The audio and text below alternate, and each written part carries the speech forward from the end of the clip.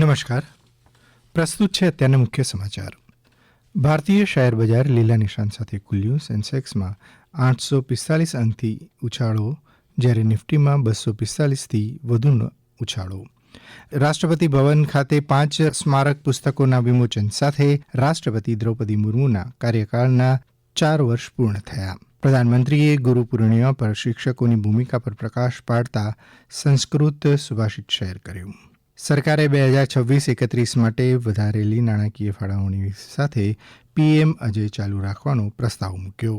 કેન્દ્રીય મંત્રી શિવરાજસિંહ ચૌહાણ અને તેલંગાણાના મુખ્યમંત્રી રેવંત રેડ્ડી વચ્ચે કૃષિ અને ગ્રામીણ વિકાસ પર વ્યાપક ચર્ચા થઈ.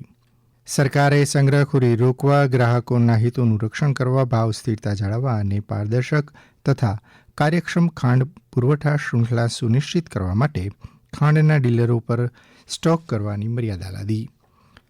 ભારતની કુલ નિકાસ નાણાકીય વર્ષ 2025-26માં 863.1 અબજ અમેરિકી ડોલરના રેકોર્ડ સ્તરે પહોંચી. ગુરુ પૂર્ણિમાની શ્રદ્ધાપૂર્વક રાજ્યભરમાં ઉજવણી. અંબાજી, શામળાજી, બહુચરાજી, પાવાગઢ સહિતના યાત્રાધામો ખાતે ભક્તજનોની ભીડ ઉમટી. ચોમાસાની ઋતુ દરમિયાન પાણીજન્ય તેમજ વાહકજન્ય રોગોને અટકાવવા માટે રાજ્યમાં 17,000થી વધુ મેડિકલ અને પેરામેડિકલ ટીમો વિવિધ જિલ્લાઓમાં કાર્યરત. રાજકોટ જિલ્લાને નિકાસનો હબ બનાવવા ડિસ્ટ્રિક્ટ એઝ એક્સપર્ટ હબ પહેલ અંતર્ગત એક બેઠકનું આયોજન કરાયું.